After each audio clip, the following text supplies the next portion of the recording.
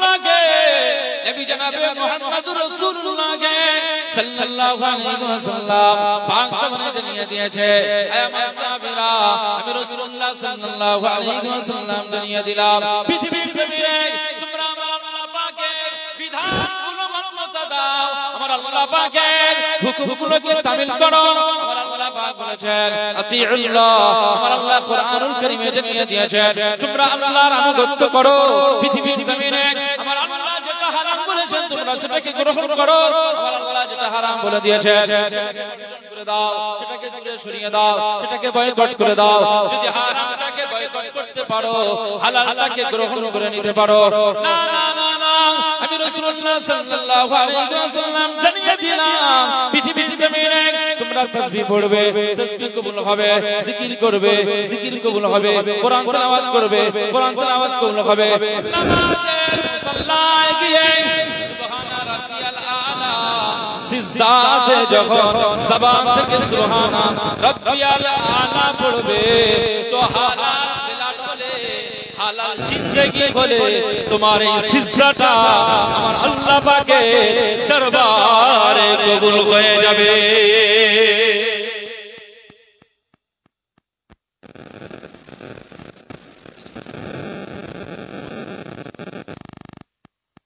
আল্লাহ বললেন ওয়াযাক্কির ফাইন্না যিকরা তানফাউল মুমিনিন তোমরা ওয়াজ করো জিকির করো উপদেশ দাও মানুষ দুটোকে মাঝে মাঝে ভুলে যায় টেনে নিয়ে আসো ওদেরকে স্মরণ করিয়ে দাও ওরা ভুল পথে যাচ্ছে ওদেরকে টেনে নিয়ে আসো ওয়াজের মাধ্যমে জিকিরের মাধ্যমে উপদেশের মাধ্যমে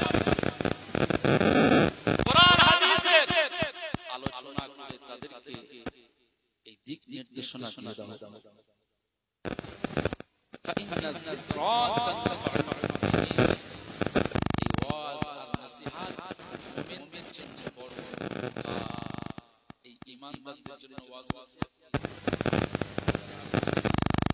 ওয়াজের মাহফিলটা মানুষের উপকারে আসে না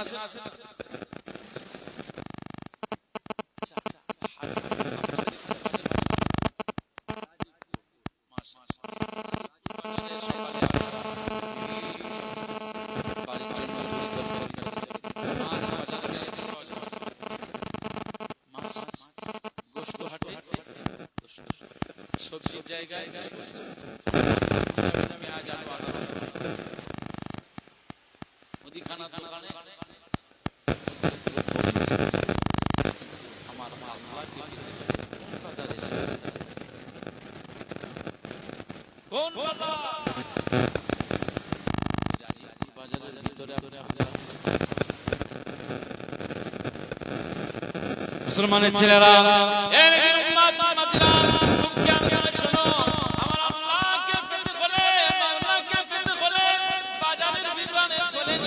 হবে না না না না আল্লাহর পরিচয় নিতে গেলে কোন জায়গায় যাবেন মালিক বলিয়া মানুষগুলো এই যে মাহফিল দিল এই মাহফিলের ভিতরে যদি আপনারা গুটি গুটি পায়ে আজ এই মাহফিলের ভিতরে এসে যান মাহফিলের ভিতরে বসে যান মাহফিলের ভিতরে যুক্ত হয়ে যান না না না না এই জায়গাটা এমন একটি জায়গা এই জায়গায়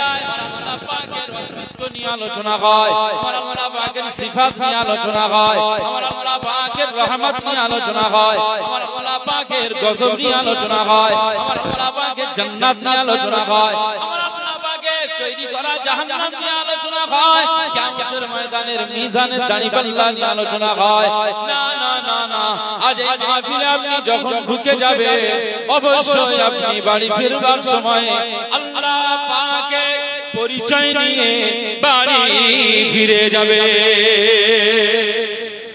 বলতে পারলেন না ওয়াজের মাহফিল এই দর্শন তো আপনি পেয়ে যাবেন এজন্য ওয়াজের মাহফিলের গুরুত্ব আমরা ওয়াজের মাহফিলের অতটা বর্তমান সময় এখানে আমার নজরে এখন সেই অন্যান্য জায়গার মাহফিলের মতো পরিবেশ আমার নজরে এখানে এখনো পড়েনি যদিও বা হয়তো ওইদিকে দোকানপাট হয়তো বসেছে কিন্তু আমরা এদিকে দিয়ে এসেছি পড়েনি তো আলহামদুলিল্লাহ এমন সুন্দর মাহফিল যেন সব জায়গায় হয় এখন বিভিন্ন জায়গায় সব মাহফিল হচ্ছে আর সেখানে নাগরদোলা বসতে আসেন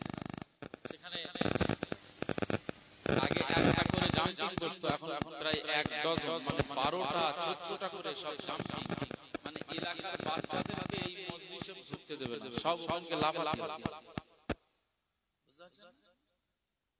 এই যে বাচ্চাগুলোকে এদেরকে কোরআন থেকে দূরে রাখতে হবে, এদেরকে হাদিস থেকে শরিয়ত থেকে ইসলাম থেকে দূরে রাখতে হবে। প্ল্যান শয়তানের প্ল্যান। এজন্য গ্রামের সব বাচ্চা একটা জাতীয় কাজ না 12টা লাগে 12টা বাচ্চাগুলো লাফা তখন বক্তা হুজুর একা একা বুকে চলে যায়। আপনারা যারা মুরব্বি চাচাজি আপনারা যারা রয়েছে বলুন আপনাদের সময় কি এরকম জাম্পিং ছিল না? ছিল না। ছোটবেলা থেকে তো আপনারা ওয়াজের মাহফিল করেছেন, এইজন্য আজও এই ওয়াজের মাহফিলের ভক্তি আর ভালোবাসা মহব্বত আপনাদের হৃদয়ে প্রকাশ করলেই আপনার ওয়াজের মাহফিলে ঢুকে গিয়েছে। আপনাদের যদি জিজ্ঞেস করা হয় বলবেন আল্লামা বিন সাইফুদ্দিন হুজুর কিবলার ওয়াজ শুনেছেন, বলবেন আহা সেই সমস্ত জবানের আলোচনা রাখা শোনা যায়। আমরা তো গুনাহগার, সেই যোগ্য সম্পন্ন আলেম আমরা হতে পারিনি, সেইভাবে আমল যোগ্য বক্তাও হতে পারিনি। তারপরেও আমরা দায়িত্বের জায়গায় এসেছি দু চার কথা বলার জন্য।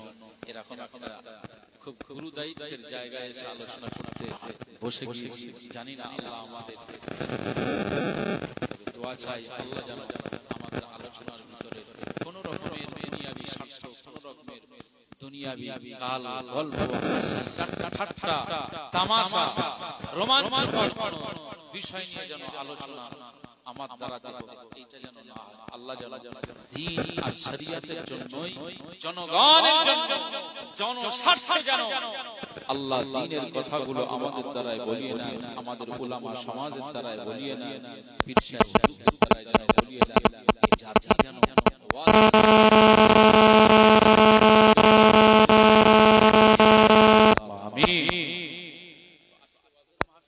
আমরা কত সুন্দর এখানে এসে বসেছি এই শীতকালীন সময়ে, ঠান্ডা লাগবে আল্লাহু আকবার।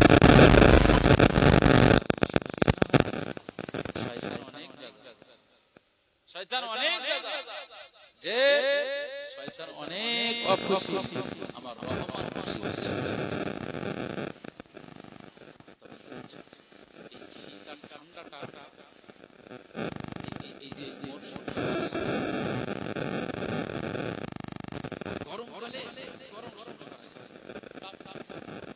যেখানেই যাবেন সেখানে, যেখানেই যাবেন রান্নাঘরের ভিতরে ভালো ভালো যাবেন, বারান্দায় বসবেন সহ্য করা যায় না, আম বাগানে বাইরে বাইরে যে প্রকৃতি প্রাকৃতিক আল্লাহ পাকের সৃষ্টি করা বাতাস যেটা আসছে সেটাও অনেক লু হাওয়া, গরম হাওয়া সহ্য করা যায় না।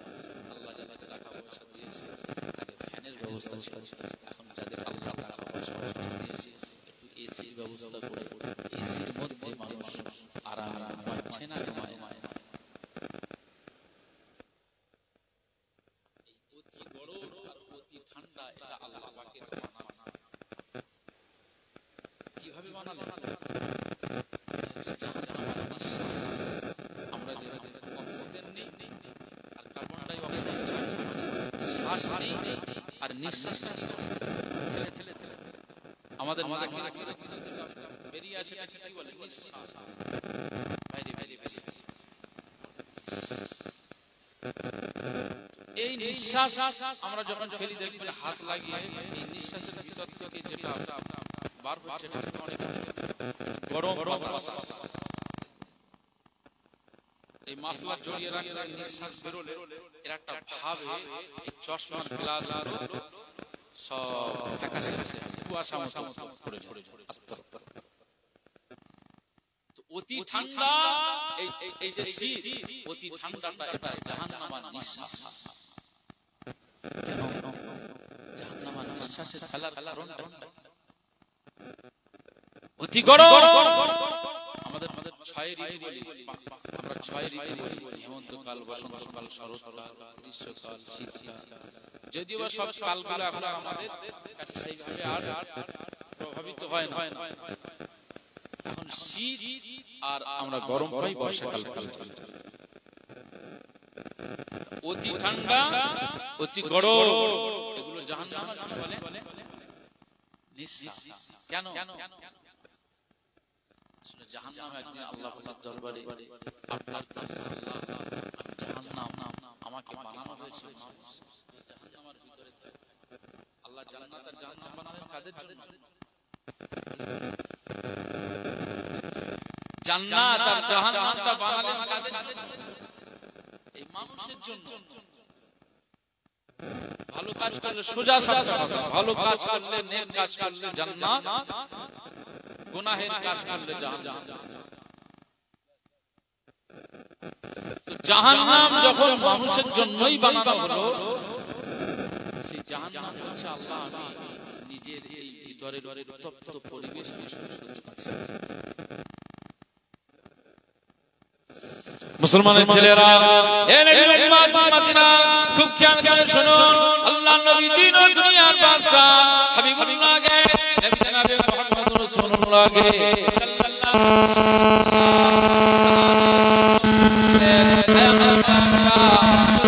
সাল্লাল্লাহু আলাইহি ওয়াসাল্লাম জানিয়ে দিলা আল্লাহ পাক জাহান্নামকে কিভাবে বানালেন তার বর্ণনা দিতে যে বললেন, ক্বালা উফিদা আলান নারি আলফ সানাতে। আমার আল্লাহ পাক যখন জাহান্নাম বানালেন, জাহান্নাম তৈরি করলেন, জাহান্নামের ভিতরে আগুন উত্তপ্ত করলেন। এটা একদিন নয়, এটা 2 দিন নয়, এটা 1 মাস নয়, এটা 2 মাস নয়, না না না না না, আমার আল্লাহ পাক উফিদা আলান নার, এই আগুনটাকে আলফ সানাতিন 1000 বছর পর্যন্ত জাহান্নামের আগুনটাকে উত্তপ্ত করলেন। 1000 বছর পর্যন্ত জাহান্নামটাকে উত্তপ্ত করবার ফলে দেখা গিয়েছে হাত্তা আহমার রাত, জাহান্নাম এত উত্তপ্ত হয়ে যায়, এত গরম হয়ে যায় যে জাহান্নামের আগুনের কালারটা লাল হয়ে যায়। না না না না না, আল্লাহ নবী পাক জামানে জানিয়ে দিয়েছেন, এ আমার সাহাবীরা, জাহান্নামের আগুন যখন লাল হয়ে যায়, এরপরে আমার আল্লাহ পাকের ঠিক পছন্দ হলো না, আমার আল্লাহ পাকের ঠিক মনোভূত হলো না। আমার আল্লাহ পাক এই জাহান্নামটাকে আবার 1000 বছর পর্যন্ত জ্বালালেন। সুম্মা উকিদা আলাইহা আলফ সানাতিন, আমার আল্লাহ পাক এই জাহান্নামটাকে আরো 1000 বছর পর্যন্ত জ্বালালেন। জাহান্নামটাকে যখন 1000 বছর পর্যন্ত জ্বালানো হলো, তখন 1000 2000 জাহান্নাম জ্বালানোর পরে জাহান্নামের আগুনের কালারটা হাত্তা আবিয়াদ, যখন জাহান্নামের আগুনের কালারটা সাদা হয়ে যায়।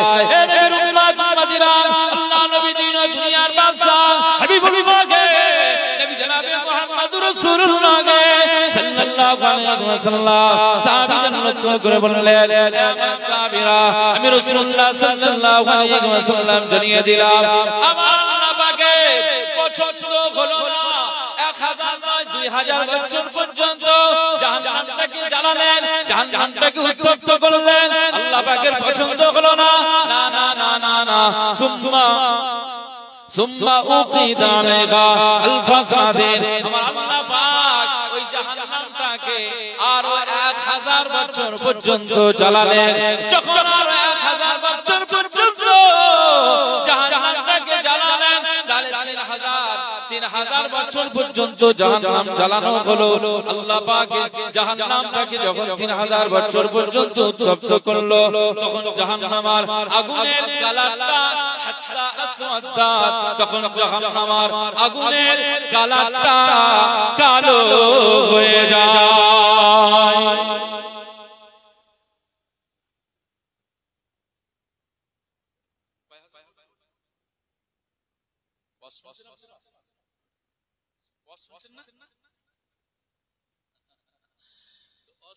কয় হাজার বছর পর্যন্ত জাহান্নাম জ্বালানো হবে?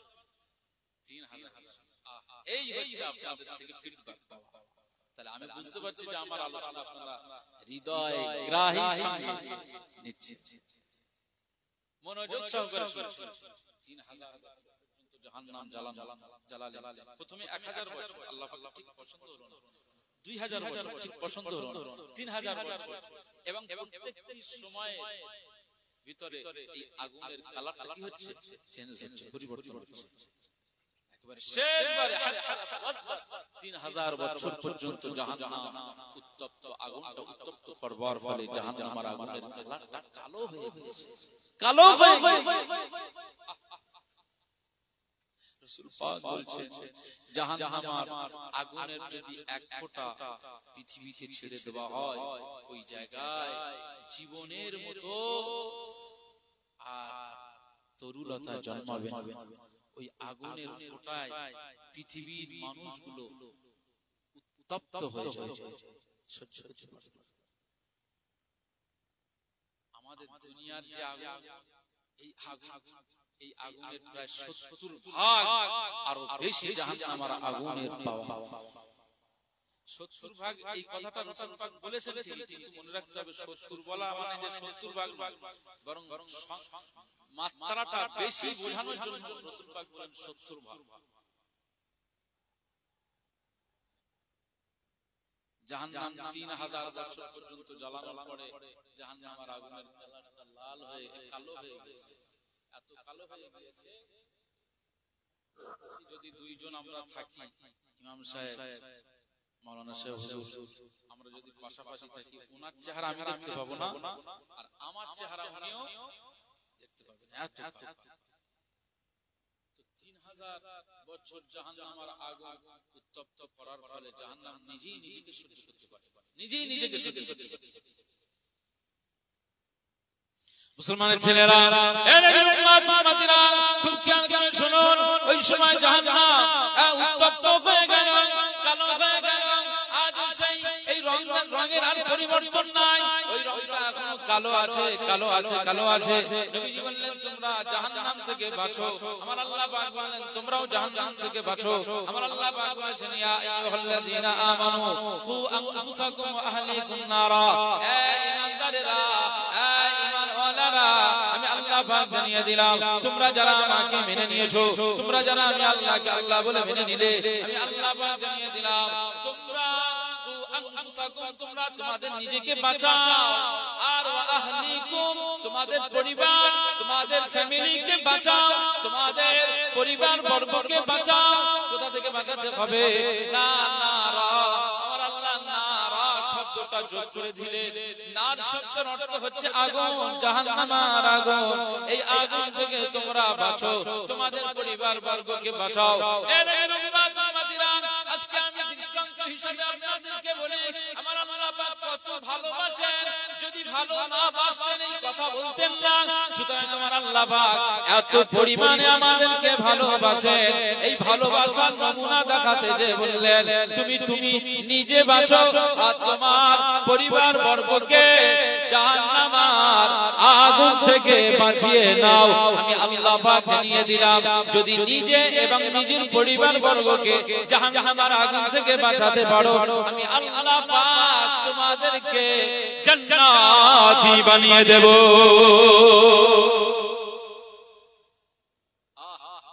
জান্নাতি হয়ে যাবে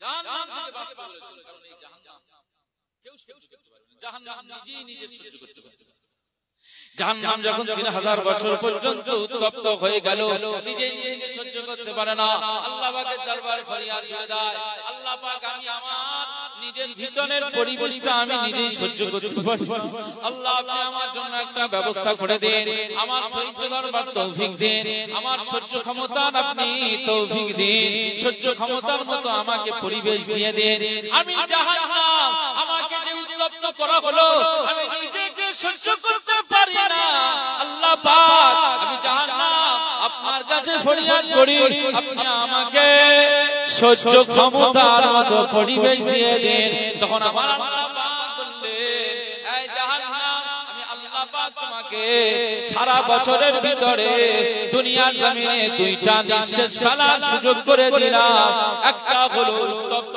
গরম একটা হলো উত্তপ্ত গরম আর দুইটা হলো শীতকালীন মরশুমের এই অতি ঠান্ডা এই দুইটা নিঃশ্বাস আমি আল্লাহ ফেলার অনুমতি দিয়ে দিলাম আমি আল্লাহ পাক জানিয়ে দিলাম যদি তুমি এই দুইটা 3টা নিঃশ্বাস ফেলো তাহলে অবশ্যই তুমি তোমার সহ্য ক্ষমতা ফিরে পেয়ে যাবে। এ নবীর উম্মত উম্মতিরা, আল্লাহ নবী দিন ও দুনিয়ার বাদশা হাবিবুল্লাহকে, নবী জনাবে মুহাম্মদুর রাসূলুল্লাহকে সাল্লাল্লাহু আলাইহি ওয়াসাল্লাম পাক সামনে জানিয়ে দিয়েছে, জাহান্নাম একটা নিঃশ্বাস ফেলে তো দুনিয়া গরম হয়ে যায়, আর জাহান্নাম এই শীতকালীন মরশুমে আরেকটি নিঃশ্বাস ফেলে তো দুনিয়াটা অতি ঠান্ডা হয়ে যায়।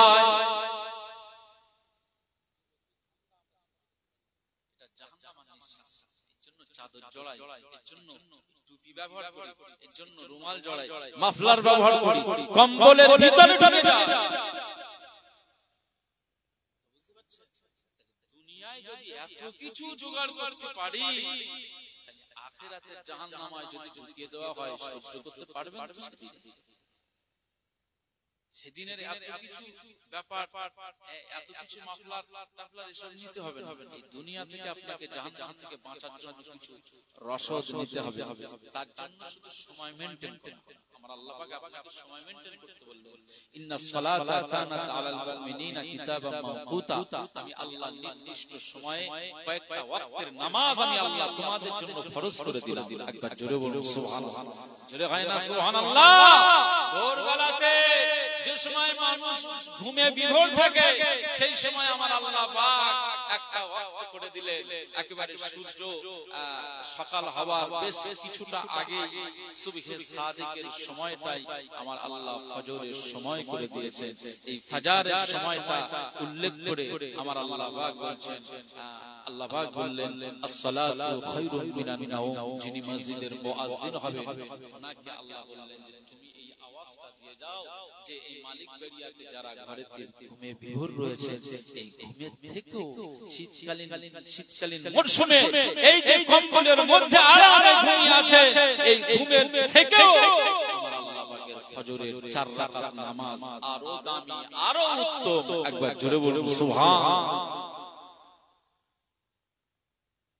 দুপুরবেলা খাওয়ার সময়, খাওয়ার আগে 12 রাকাত নামাজ আপনাকে পড়তে হবে। এর নাম হচ্ছে সালাতুজ যোহর।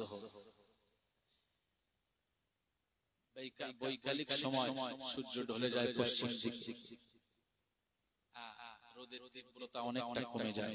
এই সময়টা যে ওয়াক্ত আসে, এই ওয়াক্তের নাম হচ্ছে আসর, সালাতুল আসর, আসরের নামাজ। এরপরে সূর্য যখন পশ্চিম গগনে ডুবে যায়, তো ডুবে যাওয়ার মুহূর্তে যে ওয়াক্ত আসছে, ওই ওয়াক্তের নাম হচ্ছে সালাতুল মাগরিব। 7 রাকাত নামাজ, 3 2 2 ফরজ সুন্নাত নফল। এরপরে রাতের শুরু আর রাতের শেষ ভাগের মধ্যবর্তী যে সময়টা, এটাকে সালাতুল ইশা বলা হয়। 17 রাকাত নামাজ, 4 4 2 2 3 2। এইভাবে যদি আপনি এই সময়টাকে মেইনটেইন করতে পারেন, তো আমার আল্লাহ পাক আপনাকে জান্নাতি বানিয়ে দেবে। আমার আল্লাহ জাহান্নামের উত্তাপ থেকে, জাহান্নামের অতি ঠান্ডা থেকে আমার আল্লাহ আপনাকে জাহান্নাম থেকে বাঁচিয়ে দিয়ে আমার আল্লাহ আপনাকে জান্নাতের মেহমান করে দেবে। একবার জোরে বলুন সুবহানাল্লাহ।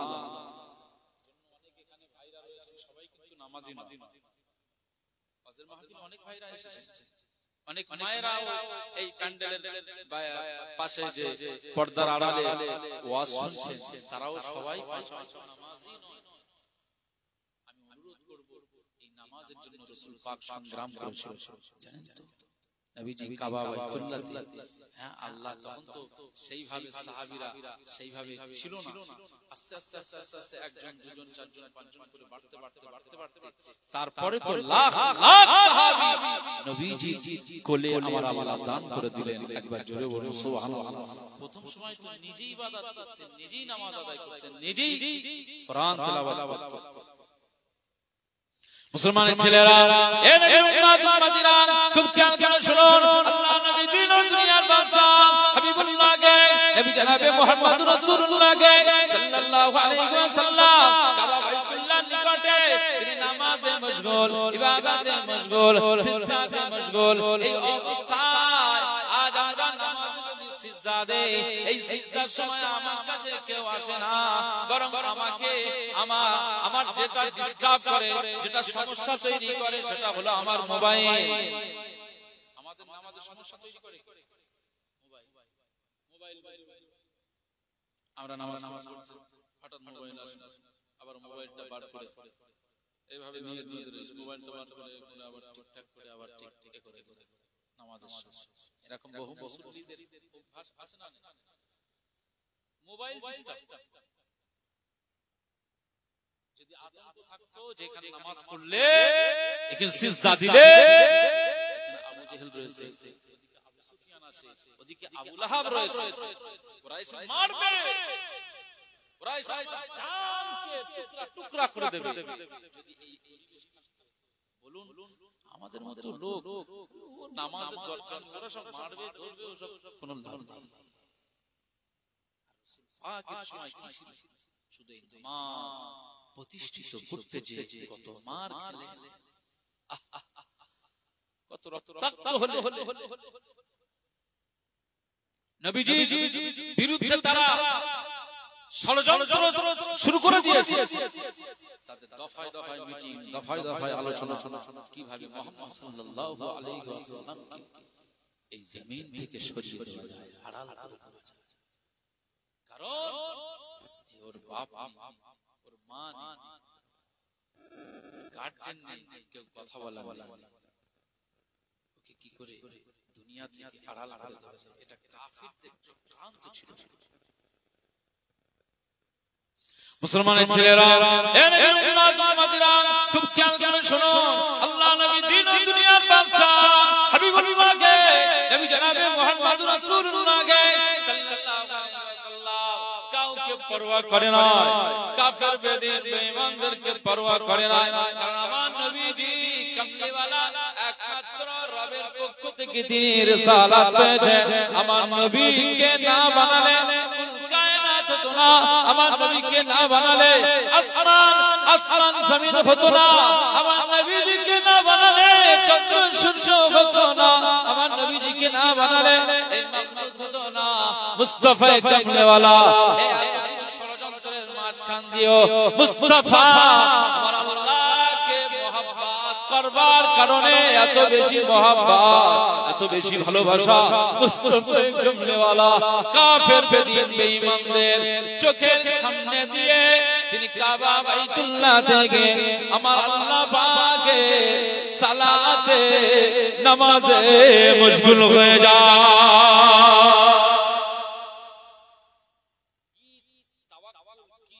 আল্লাহর প্রতি মহব্বত পুরা মারে মারো রাসূল পাক কাবা নামাজ আদায় করছেন তারপরেও আবু জাহাল এই যুবকদেরকে বললেন এই মুহাম্মদ সাল্লাল্লাহু আলাইহি ওয়াসাল্লাম এই যে সিজদাতে রয়েছে এই একটা সুযোগ যা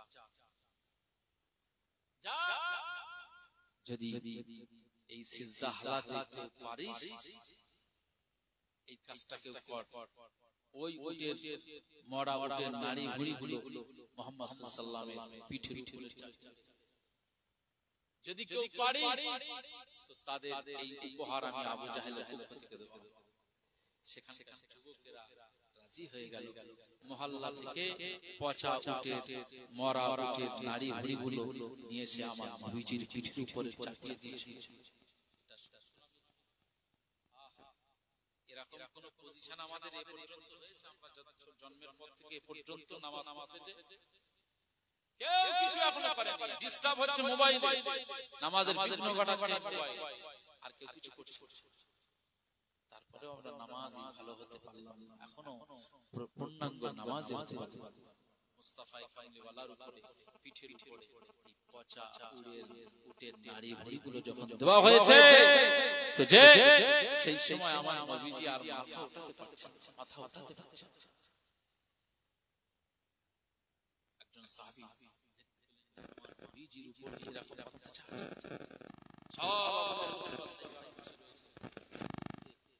ভয়ঙ্কর পরিস্থিতি চলে গেলেন শটান নবীজির কন্যা আম্মা জান ফাতেমা হুজুরের কাছে গিয়ে বলছেন ফাতেমা ও ফাতেমা রাদিয়াল্লাহু তাআলা আনহা তোমার আব্বা জান আমাদের কামলিওয়ালা হুজুর পাকের উপরে আবু জেহেলদের দল বলেরা তারা এখন নারী ভুড়িগুলো চাপিয়ে দিয়েছে। আব্বা জান আল্লাহ পাকের দিওয়ানায় মশগুল, সিজদাতে মশগুল, এর এই অবস্থায় আবু জাহেল ওয়া সাইবারা সুযোগটা পেয়ে আপনার আব্বা জানের সিজদার উপরে, সিজদা হালাতে তার উপরে মরা উটের নাড়ি ভুঁড়িগুলো চাপিয়ে দিয়েছে ফাতেমা। মুসলমানের ছেলেরা, এ নবীর উম্মত উম্মতিরা, খুব খেয়াল করে শুনুন, প্রত্যেকটা মেয়ে বাপকে বেশি ভালোবাসে, প্রত্যেকটা মেয়ে বেশি বেশি নিজের আব্বা জানকে বেশি ভালোবাসে।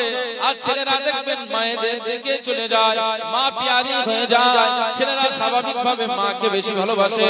আর মেয়েরা বেশিরভাগ আব্বাকে বেশি ভালোবাসে। যাদের মেয়ে রয়েছে বলুন চাচাজি, যারা আছে, যাদের মেয়ে আছেন শ্বশুর বাড়ি থেকে এসে বেশি আব্বা জানের কাছে বসে আব্বা জানের মাথার চুলটাকে একটু মেসেজ করে দেয়, আব্বা জানের সাথে অনেক গল্প করে। বাপকে নিয়ে বেশি মেয়েটা বাপকে নিয়ে যেন বেশি আনন্দ উপভোগ করে। এ নবীর উম্মত উম্মতিরা, মা বলে ওর সব আব্বা তুমি বেশি মেটাও না তো, মেয়ে বলে আব্বা এটা দিতে হবে, আর বাপ বলে হ্যাঁ হ্যাঁ আমি দেব। আর ওদিক থেকে মা বলে ও যখন যেটা বলে তুমি সেটা কেন শোনো। বাপ বলে না না না, আমার মেয়ে আমার জানের টুকরা, মেয়েকে আমি বেশি ভালোবাসি।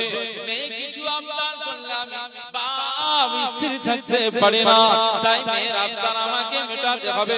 তুমি সব সময় ওকে কেন বকো, তুমি সব সময় কেন ওর উপরে তোমার এত মেজাজ, কেন ওকে রাগ করো? শ্বশুর বাড়িতে যায় সেইভাবে তো আর শ্বশুর বাড়ি তো বাড়ির মতো আর থাকতে পারে না, সেখানে গেলে কাজকাম সবকিছু করতে হয়। বলুন তো আজকে যারা বাপ হয়েছে মেয়েদের প্রতি ভালোবাসা সবচাইতে বেশি না কম হয়? মেয়েদের দিকে বেশি বাপের ভালোবাসা থাকে, আর মেয়েরা বাপের দিকেও বেশি ভালোবাসা থাকে। এর উম্মত উম্মতিরা, আম্মা জান ফাতেমা রাদিয়াল্লাহু তাআলা আনহার কাছে সংবাদটা যখন পৌঁছে গেল, ফাতেমা রাদিয়াল্লাহু তাআলা আনহা সেই সময় কি করলেন? চোখের পানি ছেড়ে দিয়ে ঘর থেকে বেরিয়ে এলেন, কাবা চত্বরে ছুটে আসলেন, কাবা চত্বরে ছুটে আসলেন, ঝরঝর করে কাঁদতে লাগলেন। আর আব্বা জান আমাদের নবীজি কামলিওয়ালা, দোনো জানের বাদশা, শাহে দো জাহান, আমাদের নবীজি হুজুরে পাক সিজদাতে রয়েছে। কাফের বেঈমান মদিনারা মরা উটের নাড়ি ভুঁড়িগুলো মুস্তাফার সিজদা হালাতে পিঠের উপরে চাপিয়ে দিয়েছে। আম্মা জান ফাতেমা রাদিয়াল্লাহু তাআলা আনহা মুস্তাফার এই অবস্থাটা দেখে ধরে রাখতে পারলেন না, চোখ দিয়ে পানি গড়িয়ে যায়। আম্মা জান ফাতেমার চক্ষু দিয়ে পানি গড়িয়ে যায়। মা ফাতেমা রাদিয়াল্লাহু তাআলা আনহা দৌড়ে এসে আব্বা জানের পিঠ মুবারক থেকে সিজদা হালাতে পিঠ মুবারক থেকে বড় উটের নাড়ি ভুঁড়িগুলো সব সরিয়ে দেয়, নামিয়ে দিয়ে আম্মা জান ফাতেমা রাদিয়াল্লাহু তাআলা আনহা আবু জাহল উতবা সাইবাদের দিকে লক্ষ্য করে বললেন, হে আবু জাহল উতবা সাইবারা, হে আবু সুফিয়ানের দলেরা, হে আবু লাহাবের দলেরা, আজ আমার আব্বা জান কি অন্যায় করেছে, কি দোষ করেছে, কি অপরাধ হয়েছে? আমার আব্বা জান তো মাওলার পাগল, আমার আল্লাহকে খুশি করবার জন্য আজ সিজদায় পড়ে গিয়েছে। আমার আব্বা জান তো তোমাদের গালি দেয় নাই, আমার আব্বা জান তোমাদের দিকে তো কোনো রাগান্বিত হয়নি, তোমাদের দিকে তো চোখ রাঙায়নি, তোমাদেরকে তো বড় কথা বলেনি। আমার আব্বা জানের কি অন্যায়, কি অপরাধ, যার কারণে আমার আব্বা জানের পিঠের উপরে মরা উটের নাড়ি ভুঁড়িগুলো চাপিয়ে দিয়েছো?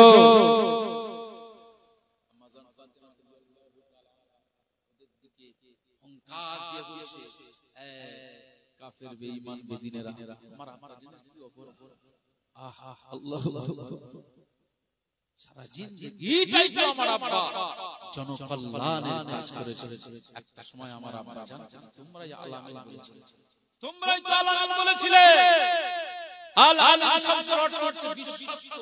মুহাম্মদ সাল্লাল্লাহু আলাইহি ওয়াসাল্লামের মতো বিশ্বস্ত ব্যক্তি পৃথিবীর জমিনে আর কেউ হতে পারেনি। একবার জোরে বলুন সুবহানাল্লাহ।